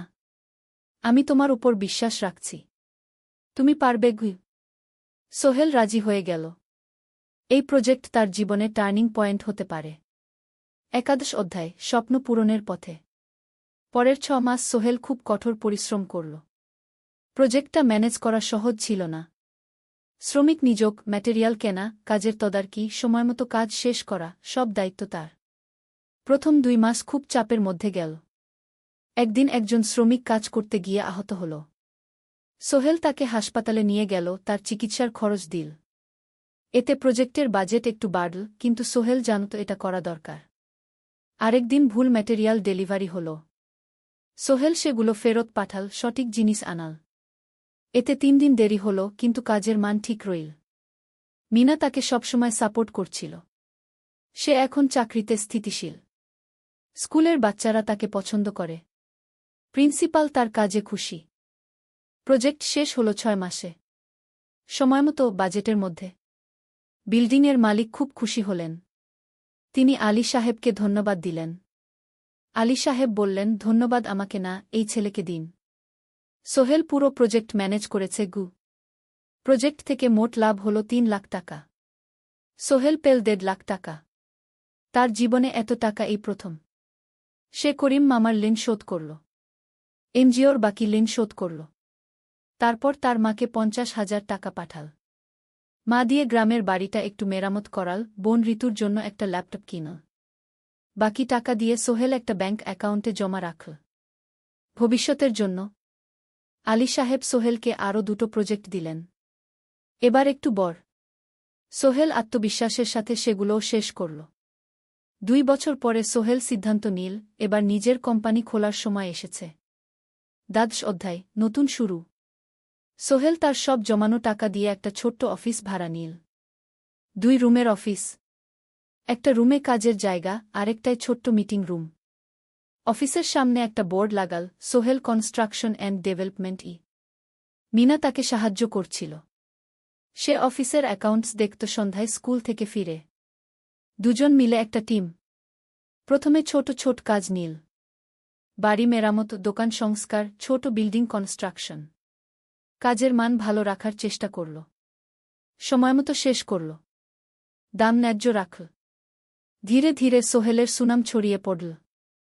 মানুষ তাকে বিশ্বাস করত। তার কাছে নতুন নতুন কাজ আসতে লাগল। প্রথম বছর খুব কষ্ট হল। কখনো লাভ হতো, কখনো লস। কিন্তু সোহেল থেমে থাকল না। সে শিখতে লাগল ব্যবসা কিভাবে চালাতে হয়। দ্বিতীয় বছরে পরিস্থিতি ভালো হল। সোহেল এখন 3 জন স্থায়ী কর্মচারী নিযোগ দিল। একজন ইঞ্জিনিয়ার, একজন সুপারভাইজার, একজন অফিস সহায়ক। তৃতীয় বছরে একটা বড় প্রজেক্ট পেল। একটা স্কুল বিল্ডিং বানানোর কাজ। 5 তলা বিল্ডিং। সোহেল পুরো মনোযোগ দিয়ে কাজটা করল। শ্রমিকদের ভালো বেতন দিল, ভালো ম্যাটেরিয়াল ব্যবহার করল, সময়মতো কাজ শেষ করল। স্কুল কর্তৃপক্ষ খুব খুশি হল। তারা সোহেলের কাজের প্রশংসা করল। এই প্রজেক্ট থেকে সোহেল প্রায় ৫ লাখ টাকা লাভ করল। এই টাকা দিয়ে সে আরও ভালো একটা অফিস নিল, আরও কর্মচারী নিযোগ দিল। এখন তার কোম্পানিতে ১০ জন স্থায়ী কর্মচারী। প্রজেক্ট অনুযায়ী আরও শ্রমিক নিযোগ দেওয়া হয়। ১৪ অধ্যায় পরিবার। এদিকে সোহেল আর মিনার সংসারেও খুশির খবর এল। মিনা গর্ভবতী। ৯ মাস পর তাদের একটা মেয়ে হল। নাম রাখল সারা। সারা যখন জন্মাল, সোহেলের মা আর বোন চট্টগ্রামে এল। মা ১ মাস থেকে গেলেন। মিনাকে সাহায্য করলেন। সোহেল এখন একটা বড় ফ্ল্যাট ভাড়া নিয়েছে। ৩ রুমের ফ্ল্যাট। একটা রুমে সোহেল, মিনা, একটায় সারা, আরেকটায় অতিথি রুম। মায়ের জন্য সোহেল সিদ্ধান্ত নিল তাকে চট্টগ্রামে নিয়ে আসবে। গ্রামে একা থাকা ঠিক না। কিন্তু মা রাজি হলেন না। না বাবা, আমি গ্রামেই থাকব। এখানে আমার পরিচিত মানুষ আছে। তোর বোনকে নিয়ে যা। ও ঢাকায় পড়ছে, চট্টগ্রামে এনে ভালো কোথাও ভর্তি করিয়ে দেগি। সোহেল তাই করল। ঋতুকে চট্টগ্রাম বিশ্ববিদ্যালয়ে ভর্তি করিয়ে দিল। ঋতু এখন সোহেলের ফ্ল্যাটে থাকে, বিশ্ববিদ্যালয়ে পড়ে। সোহেলের মনে হল তার জীবন এখন পরিপূর্ণ। স্ত্রী, মেয়ে, বোন সবাই তার কাছে। ব্যবসা ভালো চলছে। মা গ্রামে সুখে আছেন। ১৪ অধ্যায় সফলতার শিখরে। ৫ বছর কেটে গেল। সোহেল এখন একজন সফল উদ্যোক্তা। তার কোম্পানি কি সোহেল কনস্ট্রাকশন অ্যান্ড ডেভেলপমেন্ট এখন চট্টগ্রামে বেশ পরিচিত। প্রায় ৩০ জন কর্মচারী তার অধীনে কাজ করে। সোহেল এখন শুধু ছোট প্রজেক্ট করে না, বড় বড় প্রজেক্টও করে। একটা ৮তলা বিজনেস কমপ্লেক্স বানানোর কাজ পেয়েছে। একটা হাসপাতাল বিল্ডিং বানাচ্ছে। মিনা এখনও স্কুলে পড়ায়। সে এখন ভাইস প্রিন্সিপাল। সাথে সোহেলের কোম্পানির অ্যাকাউন্টস ম্যানেজার। দুজন মিলে ব্যবসা চালা। সারা এখন ৪ বছরের। স্কুলে ভর্তি হয়েছে। খুব চালাক মেয়ে। ঋতু বিশ্ববিদ্যালয় থেকে গ্রাজুয়েট হয়ে একটা ব্যাংকে চাকরি পেয়েছে। একদিন আলী সাহেব